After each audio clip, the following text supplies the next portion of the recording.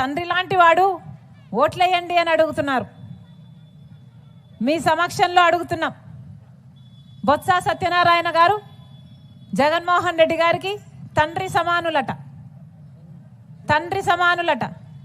ఏ బొత్స సత్యనారాయణ? ఇదే బొత్స గారు అసెంబ్లీలో నిలబడి నిండు వేదిక మీద ఆన్ రికార్డు రాజశేఖర రెడ్డి గారిని తిట్టిపోసిన బొత్స సత్యనారాయణ గారు ఈరోజు జగన్మోహన్ రెడ్డి గారికి తండ్రి లాంటి వాడట. ఇదే బొత్స గారు రాజశేఖర రెడ్డి గారిని తాగుబోతు అని తిట్టారు. ఇదే బొత్స గారు జగన్మోహన్ రెడ్డి గారికి ఉరిశిక్ష వేయాలి అన్నాడు. జగన్మోహన్ రెడ్డి గారు బినామీలు అన్నారు.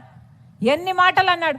ఆఖరికి విజయమ్మను కూడా, విజయలక్ష్మి గారిని కూడా, రాజశేఖర రెడ్డి గారి భార్యను కూడా అవమానించిన వాడు బొత్స సత్యనారాయణ గారు. ఈరోజు అలాంటి బొత్స గారు జగన్మోహన్ రెడ్డి గారికి నానయ్యారంట. తండ్రి లాంటి, తండ్రితో సమానమయ్యారంట. అసలు ఈరోజు జగన్మోహన్ రెడ్డి గారి క్యాబినెట్లో రాజశేఖర రెడ్డి గారిని అనుసరించే వాళ్ళు ఉన్నారా అన్న? ఉన్నారా ఎవరైనా? పెద్దిరెడ్డి రామచంద్రారెడ్డి తిట్టిన వాడే. ఇంకెవరు? విడుదల రజనీ తిట్టినావిడే. అందరూ ఆర్కే రోజా, ఎవరైనా సరే రాజశేఖర రెడ్డి గారిని తిట్టిన వాళ్ళందరికీ ఈరోజు జగన్మోహన్ రెడ్డి గారు పెద్ద పీట వేశారు.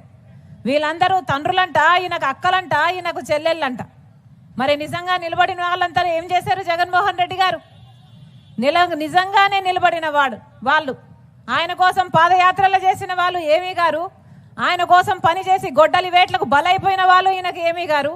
ఈరోజు అందరినీ ఇలాంటి వాళ్ళను పక్కన పెట్టుకొని తిరుగుతున్నారు జగన్మోహన్ రెడ్డి గారు. వైఎస్ఆర్ సిపి అన్న పార్టీ పేరులో అసలు వైఎస్ఆర్ గారు ఉన్నారా అన్న? వైఎస్ఆర్ గారు ఉన్నారా?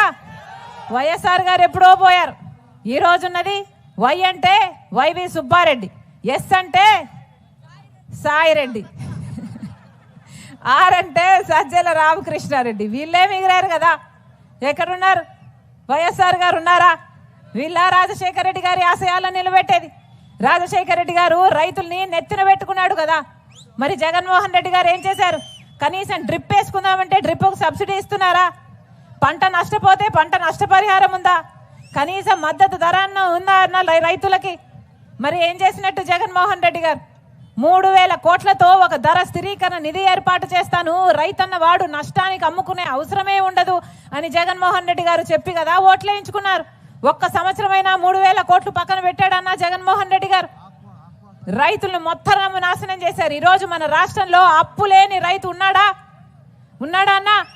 కనీసం పండించిన పంటకు మద్దతు ధర ఉందా? రైతన్న వాడికి విలువ ఉందా?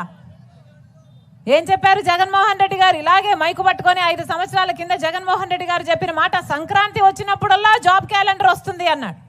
5 సంవత్సరాలైంది. 5 సంక్రాంతులు వచ్చాయి, 5 సంక్రాంతులు వెళ్ళిపోయాయి.